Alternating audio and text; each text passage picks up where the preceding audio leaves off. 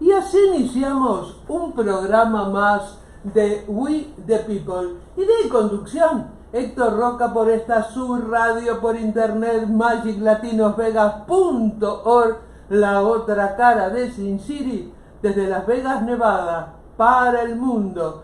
Accidentes de carro, Peralta Law Group, abogado y consultor en leyes, un amigo leal de los latinos. 702-758-8700 y está en el 2630 Sur Jones Boulevard, Las Vegas, Nevada, 89146.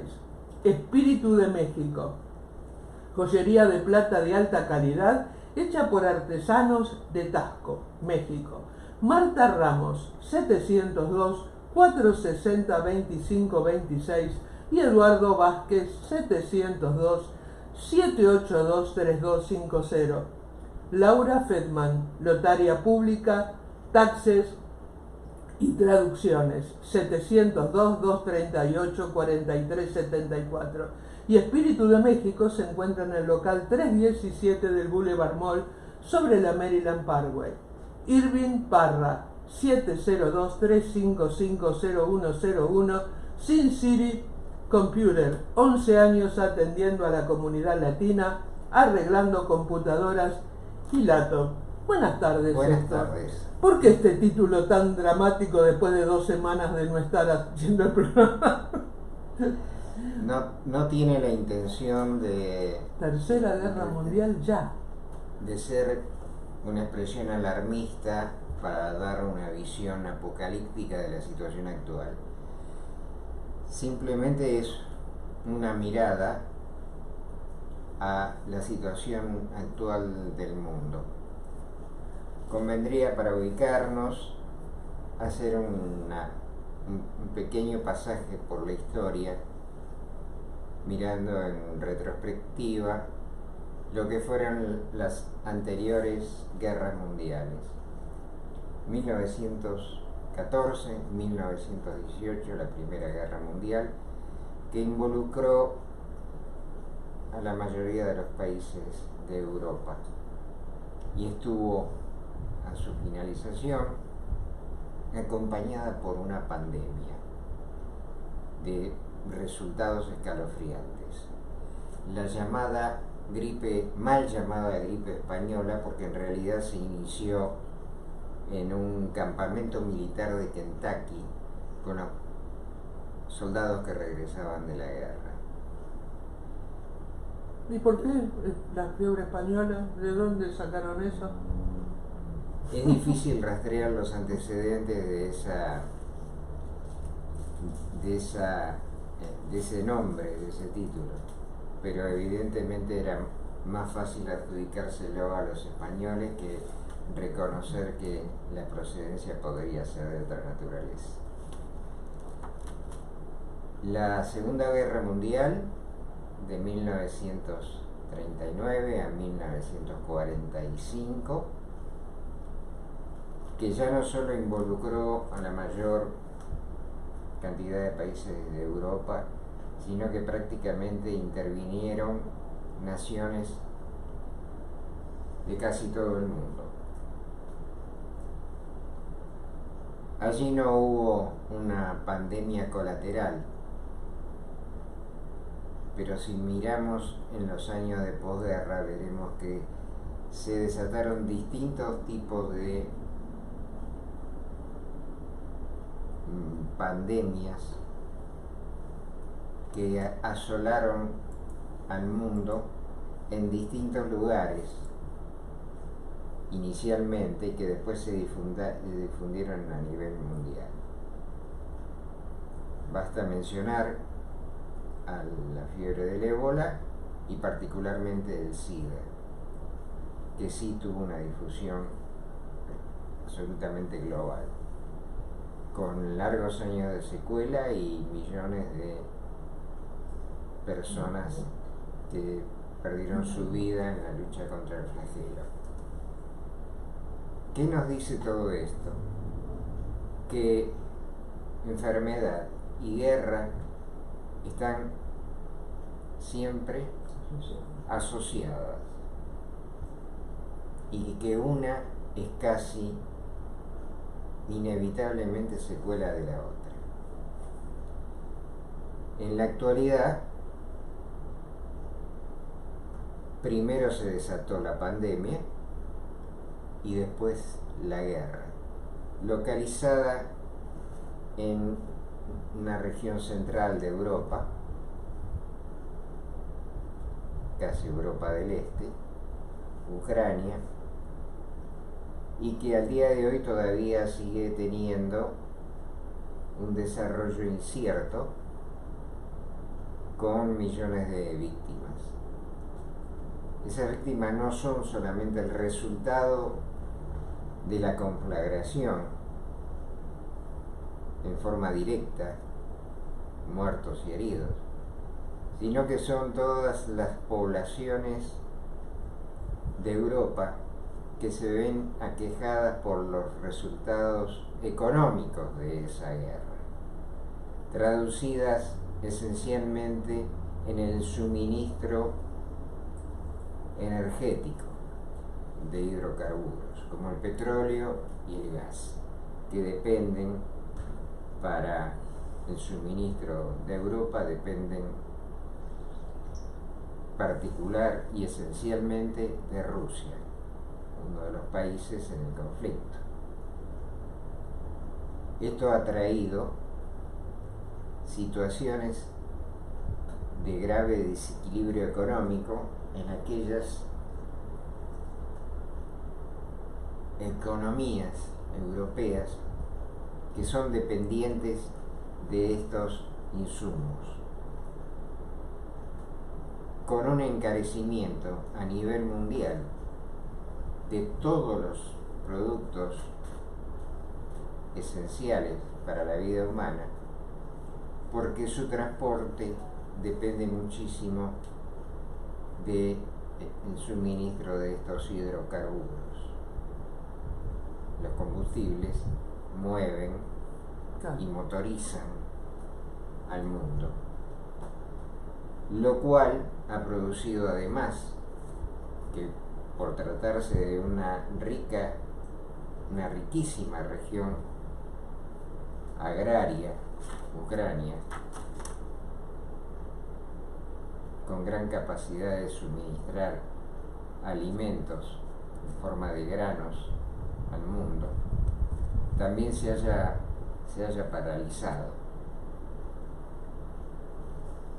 Y esto nos pone ante perspectivas al futuro que pueden calificarse de casi de situaciones de preguerra. Si analizamos la Primera Guerra Mundial y también la Segunda, podemos ver que en definitiva las cuestiones que impulsaron esas conflagraciones fueron de orden económico. La lucha de imperios existentes por controlar mercados y por hacerse de más extensiones de tierra que pudieran suministrarle los productos básicos o que les permitiera de alguna manera ese desarrollo imperialista de sus economías. Esta situación no es nueva, la humanidad arrastra ese tipo de conflicto prácticamente desde el hombre de Neandertal, pero sí los sufrimos a escala global en este momento. Y para sustentar esta afirmación de que las guerras tienen origen económico, basta recurrir a experimentados técnicos de la guerra como el mariscal von Clausewitz, cuya famosa frase definió a la guerra como la continuación de la política, o la afirmación previa a la Primera Guerra Mundial del general Van der Goltz, que suscribió este dicho: las guerras modernas, estamos hablando de principios, de fines del siglo XIX y comienzos del siglo XX, en este enfoque, él sostuvo que las guerras modernas eran la forma de encarar los negocios de las naciones. Por lo tanto, vemos distintas formas a través de la historia de la aplicación de estos conceptos, donde el término imperialismo remonta su existencia histórica a muchos siglos atrás. O sea, estamos hablando prácticamente del descubrimiento de América en los años posteriores, donde el mundo se divide por un acuerdo laudado por un papa, un acuerdo entre los tronos de España y Portugal, en el famoso Tratado de Tordesillas, que dividía el mundo en dos mitades a partir de un meridiano en las islas de Cabo Verde, que dejaban a un lado y otro las posesiones, las pretendidas posesiones de ambos reinos. Con el transcurso del tiempo, esta supremacía de ambas naciones fue siendo sustituida por la aparición de nuevos imperios destinados a gobernar en otras épocas posteriores, y que lo hicieron con tanta hazaña y vehemencia, o más tal vez, que las ejercidas por Portugal y España. Estamos hablando del imperio holandés primero y luego el inglés.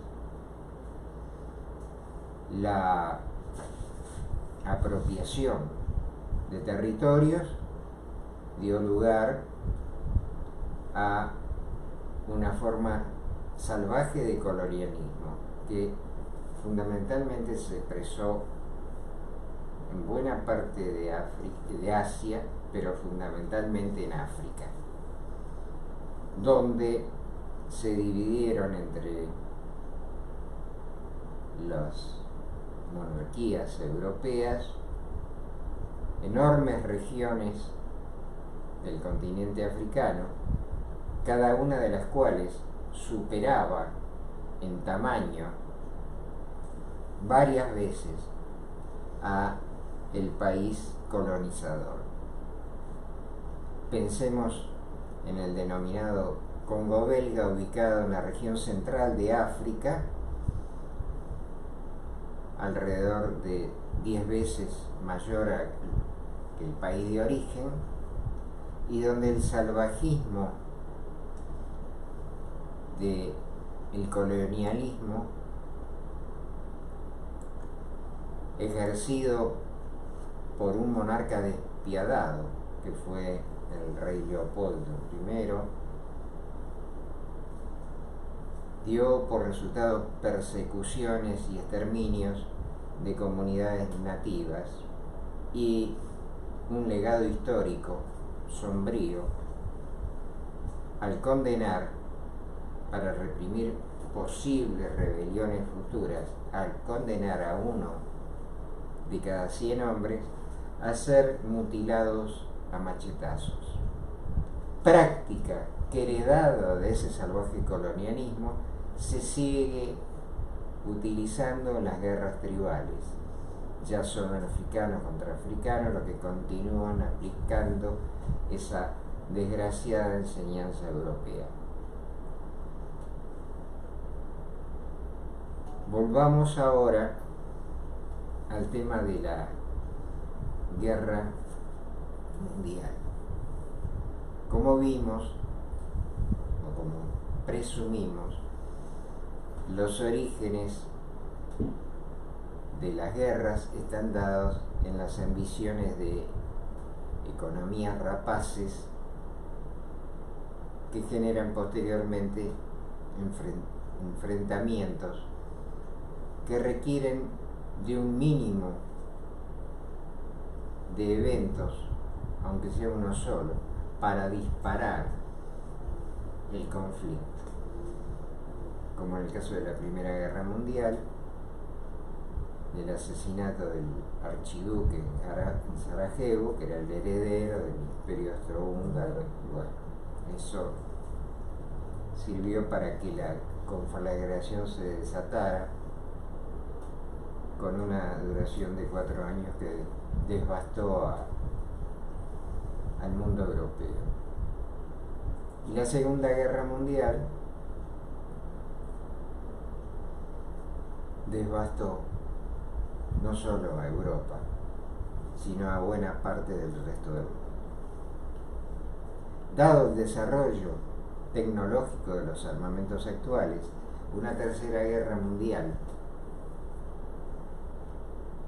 según anuncian todos los que están, todos los analistas políticos y todos los científicos que postulan sobre una alternativa de esa naturaleza, que significaría el fin de la humanidad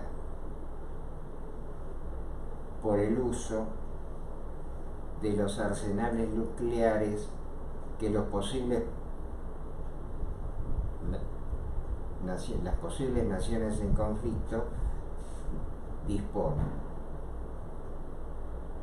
Pensemos que Rusia, solamente ella, tiene alrededor de 6.000 cabezas nucleares.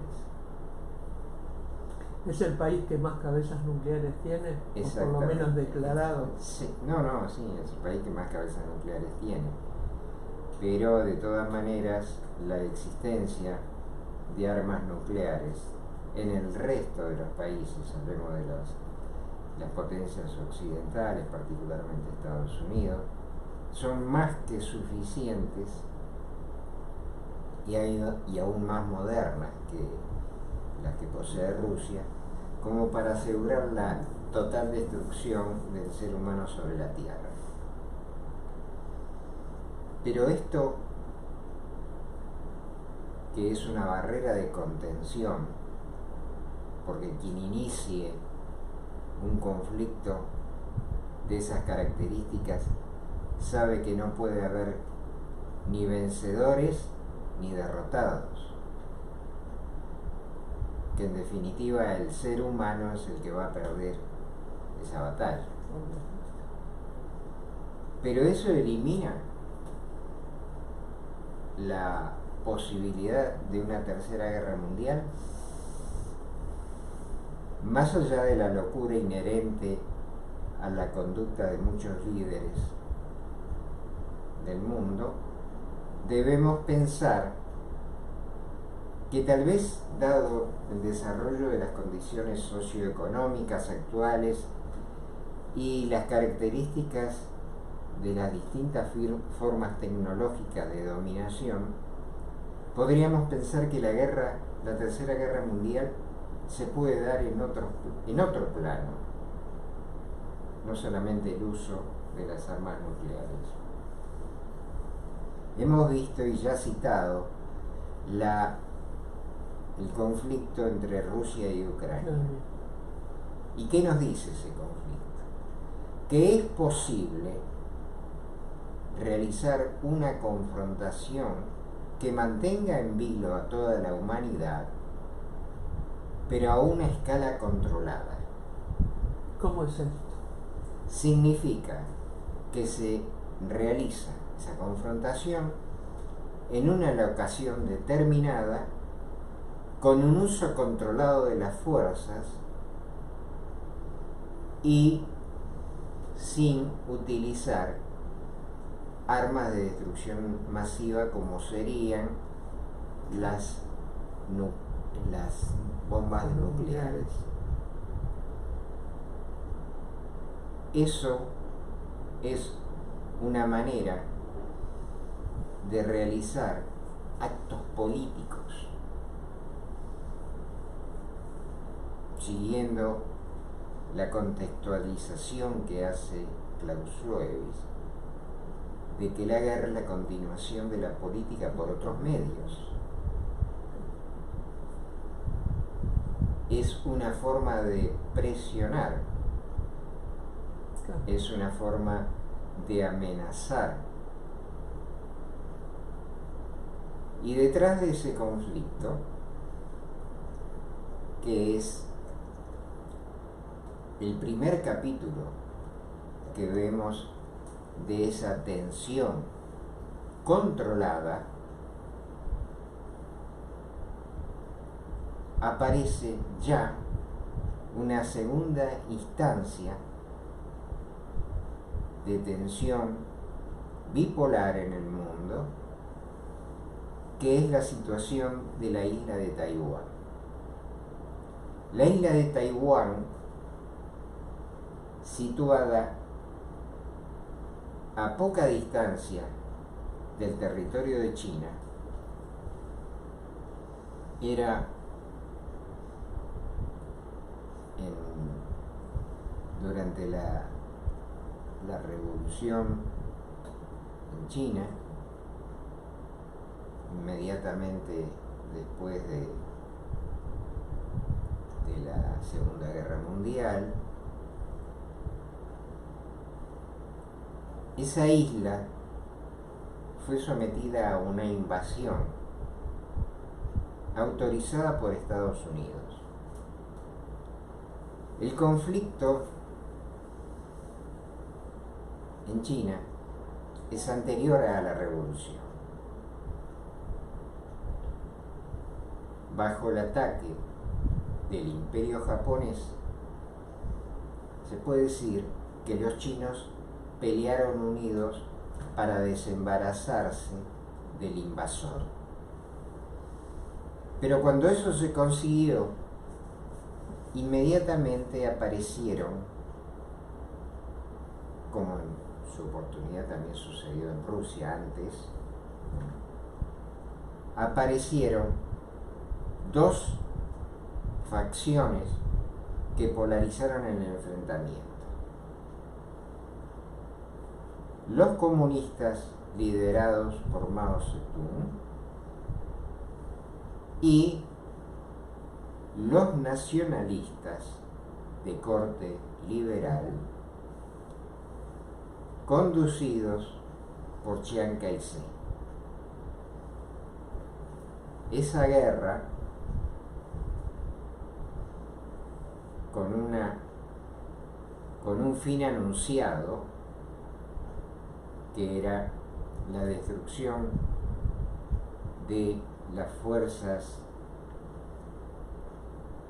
nacionalistas de Chiang Kai-shek, fueron arrinconando a sus huestes en dirección al Mar de la China. Evidentemente iban a terminar arrojándolos al mar. Es ahí cuando las naciones vencedoras de la Segunda Guerra Mundial autorizan que casi 2 millones de ese contingente nacionalista se instale en la isla de Formosa, produciendo una ocupación autorizada, por supuesto, por Estados Unidos y sus aliados. Como siempre. Esta ocupación devino posteriormente, gracias a la ayuda del mundo occidental, en que esa pequeña isla, habitada por más de 20 millones de personas, se convirtiera en un enclave económico de enorme desarrollo, porque recibió todo el aporte necesario económico para desarrollarse y convertirse en una potencia tecnológica. O sea, Made in Taiwan se convirtió en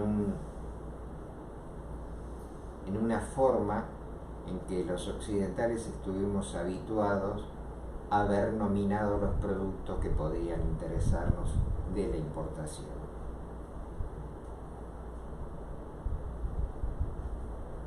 China continental no dejó nunca de reclamar ese territorio como propio, aun cuando hubiera sido producto, la instalación de esos millones de chinos nacionalistas hubiera sido producto de una invasión autorizada, que ahora les permite reclamar la titularidad de esa isla bajo el eslogan de una sola China.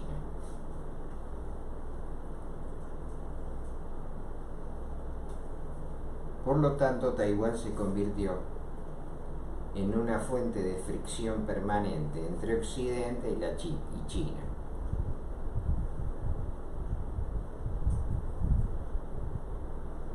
La Revolución Rusa arrojó una experiencia.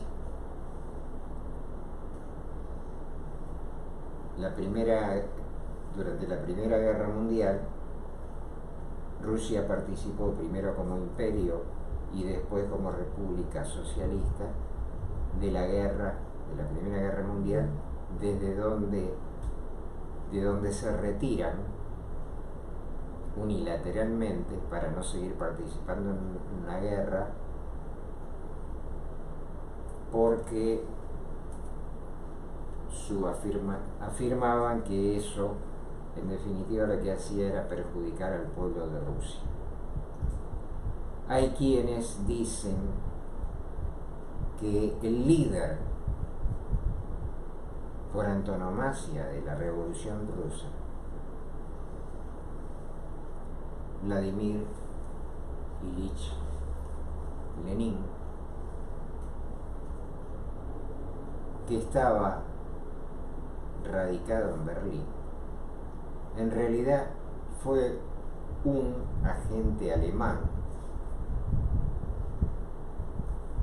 que, introducido en Rusia, o sea, de origen ruso por supuesto, introducido en Rusia precisamente para apartar a Rusia del conflicto mundial, o sea, de la Primera Guerra Mundial, donde Alemania era el adversario.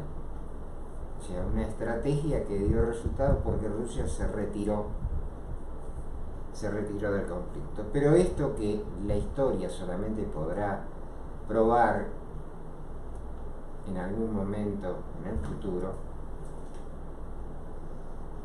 no es óbice para determinar que las guerras con su origen económico terminan convirtiendo en una herramienta política que nunca es favorable a los seres humanos.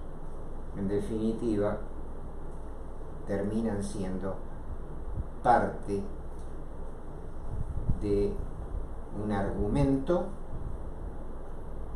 lo que en la actualidad los politólogos llaman el relato, cuyo desarrollo está destinado a lograr la adhesión del público, a justificarse todo el desarrollo de las acciones,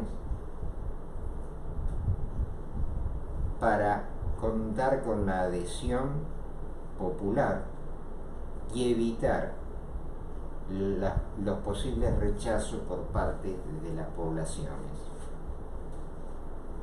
Ese relato es inherente a todo el mundo de la política y a todo el mundo de la economía. Los argumentos de un lado y otro han dividido a la economía en dos áreas totalmente separadas y opuestas. Por un lado, de las economías centralizadas, producto de gobiernos autoritarios, que son los que disponen de la totalidad del uso de los resortes de la economía de un país, donde un grupo de élite ideológica comanda el direccionamiento de la economía. Y por otro lado, el mundo del denominado libre mercado, donde se supone que las democracias contribuyen al desarrollo del ser humano en amplio uso de sus facultades y su libertad. Esta visión idílica de la democracia, cuya existencia viene desde la antigüedad, porque ya dijimos en otro episodio que se trataba de una creación de los griegos para responsabilizar a todos los ciudadanos de las decisiones que en definitiva terminaban tomando sus conductores.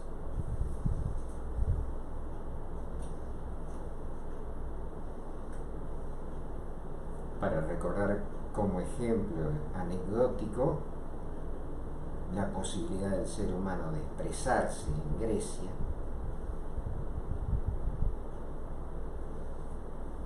cuando o sea,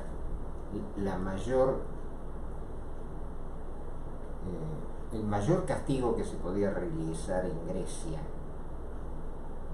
a un individuo era expulsarlo de esa sociedad, lo que se llamaba ostracismo. Y el nombre deriva de que cada ciudadano podía votar en la mitad, escribiendo por sí o por no, en la mitad de la valva de una ostra. Esa no la sabía. Claro. La enseñaste hoy. De ahí surge el ostracismo. De ahí surge el nombre. Pero hicimos esta distinción entre las formas de gobierno centralizadas, que desde la crítica se denominan autoritarias, porque la ejerce un individuo o un grupo de individuos sobre todo el resto sin que puedan alzar su voz, el conjunto de los ciudadanos. O la otra parte, que es la supuesta libertad del individuo para expresarse, y que está preservada en magníficas constituciones como la de Estados Unidos, donde se garantizan los derechos básicos del individuo: el derecho a la propiedad, el derecho a la libre expresión, el derecho a la imprenta. Una y otra tienen su lado oscuro. En el caso de las formas centralizadas de economías controladas, es común y es evidente que quienes no están de acuerdo no pueden expresar su disenso. Y que en casos como el de China y Rusia son perseguidos con el encarcelamiento y muchas veces con la desaparición física. Como contrapartida, estas formas autoritarias de gobierno tienen un mayor éxito en la distribución de los ingresos entre los ciudadanos. O sea, se logran niveles igualitarios de vida. Esto en términos generales, pues también tiene sus contras, pero hay algo así como lo que Aldous Huxley llamaría un mundo feliz, donde los seres humanos tienen satisfechas sus necesidades básicas, pero son ciegos, sordos y mudos. Por el otro lado, la democracia, que le permite al ser humano hablar,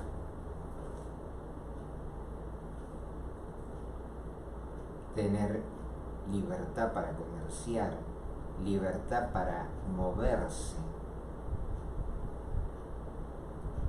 Muchos la describen como la libertad de morirse de hambre. Porque al no haber controles sobre la acumulación de las riquezas y la distribución de esta riqueza, terminan existiendo grupos económicos o individuos que logran acumular enormes reservas de esa riqueza como resultado de la expoliación de enormes grupos humanos, particularmente de aquellos que estuvieron sujetos al coloniaje. Esto arroja una sombría perspectiva al ser humano. Ser feliz en base a estar callado, o la angustia de la sobrevivencia donde nadie va a impedir que grites, aunque el grito sea un pedido nunca escuchado de ayuda. ¿Por qué trazamos este panorama de polarización? Es porque avisoramos en la situación actual que el mundo se enfrenta a varios interrogantes en el futuro respecto a su capacidad de supervivencia. ¿Qué es lo que sucede con una población crecientemente en desarrollo demográfico? Es que cada vez va a necesitar más alimentos. Pero la producción de esos alimentos están acotados, porque no todas las tierras son cultivables. Pero además del problema de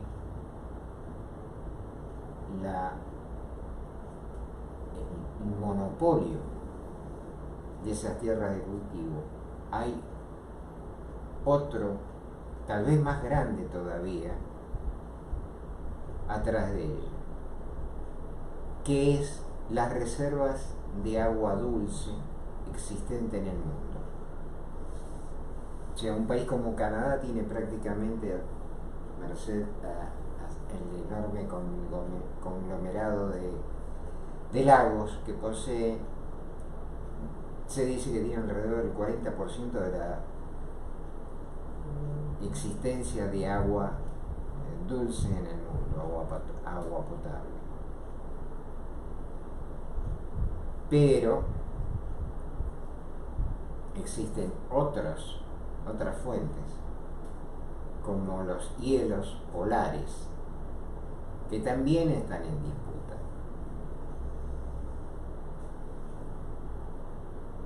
¿Quiénes se van a hacer? ¿Compañías o estados? ¿Quiénes se van a hacer con esa propiedad? Dijimos que el agua era todavía más importante que la situación de los alimentos. ¿Por qué?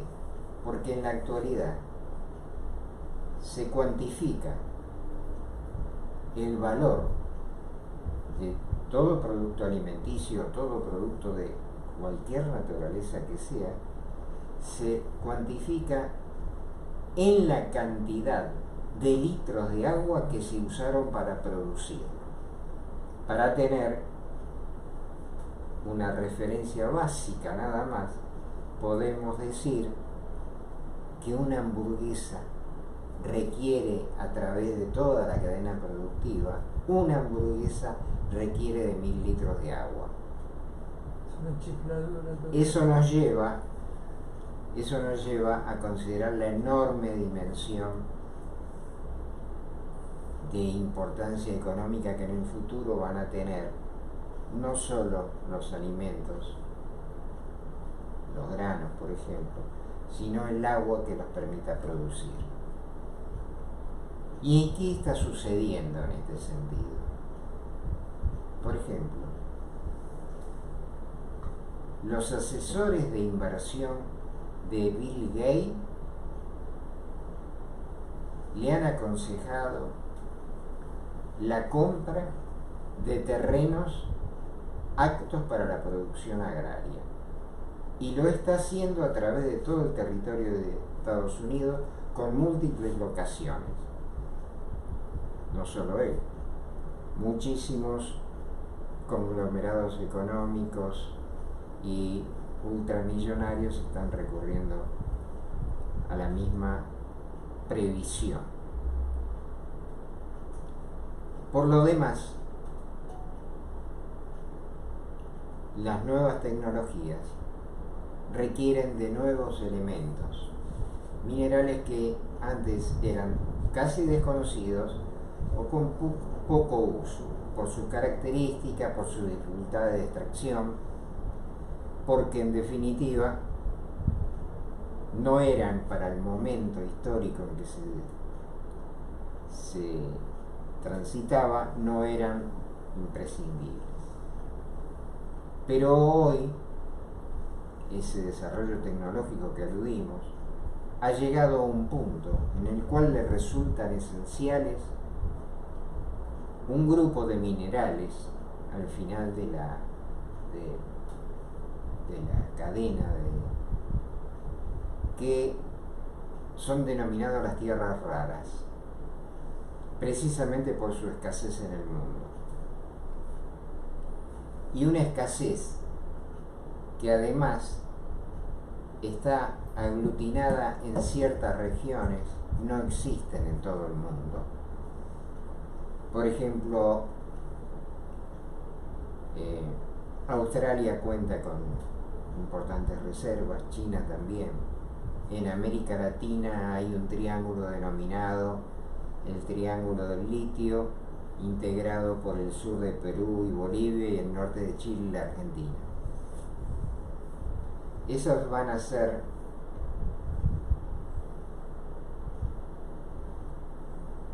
cosas en disputa en el futuro, porque para hablar de solo uno de ellos, el litio por ejemplo, es esencial para la integración en baterías de toda dimensión. O sea, sin el litio no serían posibles los teléfonos celulares, las laptops, y ni tampoco los autos eléctricos, claro, que funcionan con batería. La diferencia es que un auto eléctrico, una batería para un auto eléctrico, es el equivalente a 17.000 celulares. A la batería de 17.000 celulares. Una producción masiva de estos vehículos nos hace ver la importancia que cobra mundialmente una reserva existente de ese mineral, al cual ya están los chinos particularmente y también los estadounidenses, están mirando con mucha atención en los países donde existe. Para dar un ejemplo, la agregada militar para el sur del continente, una generala de Estados Unidos, habló expresamente de la existencia del litio en América Latina y la intención de China de perjudicar a Estados Unidos a partir de la apropiación de esas reservas. ¿En qué forma? Comprándolas. Por ejemplo, la Argentina acaba de venderle un salar por $1.000 millones a China.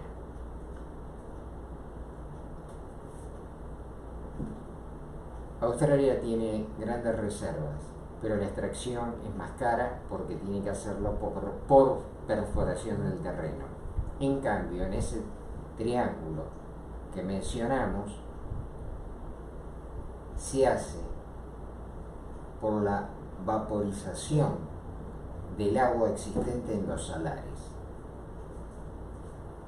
En la capa residual se puede obtener ese litio de una manera mucho más económica. O sea que estamos en un mundo donde el colonialismo sigue ejerciendo su influencia sobre los países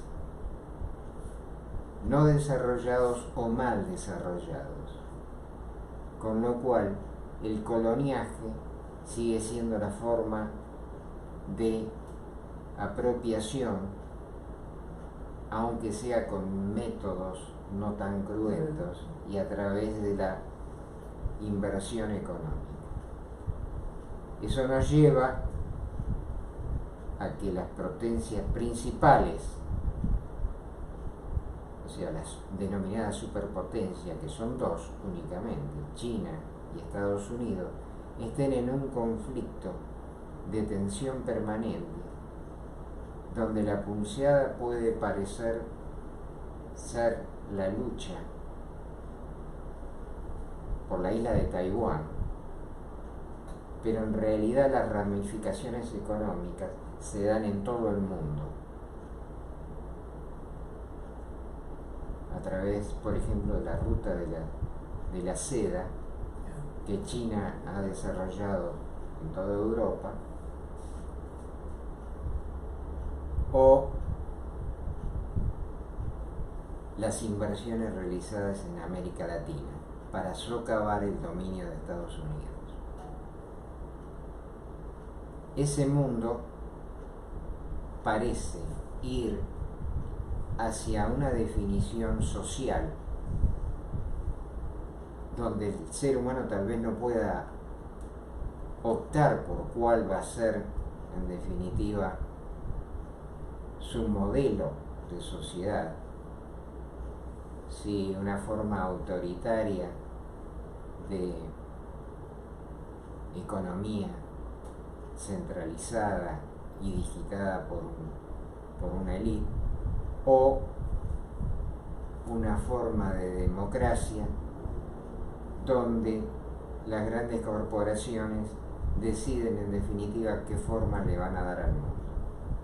Eso está en discusión aún en los niveles más altos de quienes conducen esas grandes corporaciones económicas. La famosa reunión en la ciudad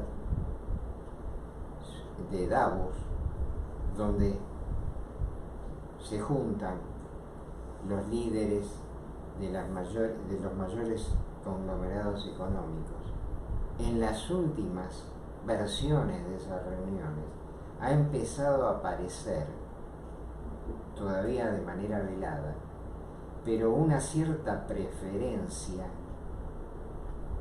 por las sociedades autoritarias, porque ya no son comunistas, adoptan la forma de comerciar y controlar la economía, la forma capitalista, pero políticamente lo manejan desde una visión marxista. Y esto parece ser, para los dueños de las grandes empresas, parece ser más confiable que los países con democracias, donde pueden surgir discrepancias que pongan en tela de juicio la viabilidad de ciertos proyectos económicos. Este es el escenario que nos permitió decir Tercera Guerra Mundial ya. Por hoy no abundaremos en estos temas. Esperamos contar con la asistencia de nuestro público en futuras emisiones, donde seguiremos investigando este panorama actual. Por hoy, muchas gracias por su atención. Vamos a saludar a Caridad Victoria Cue Costales, que nos está viendo, y a Sebastián Cue, que nos está viendo desde Texas. Y Accidentes de Carro, Peralta Law Group, abogado y consultor en leyes, un amigo leal de los latinos. 702-758-8700 y está en el 2630 Sur Jones Boulevard, Las Vegas, Nevada, 89146. Espíritu de México, joyería de plata de alta calidad hecha por artesanos de Tasco, México. Espíritu de México se encuentra en el local 317 del Boulevard Mall sobre la Maryland Parkway. Marta Ramos, 702-460-2526, o Eduardo Vázquez, 702-782-3250. Laura Fedman, 702-238-4374. Notaria pública, hace taxes y traducciones. Irving Parra, 702-355-0101, Sin City Computer. 11 años atendiendo a la comunidad latina, arreglando computadoras y laptop. Y así nos despedimos hasta el próximo martes a las 5 de la tarde en este su programa que se llama We the People. Y de conducción, Héctor Roca, por esta su radio por internet, magiclatinosvegas.org, la otra cara de Sin City, desde Las Vegas, Nevada, para el mundo.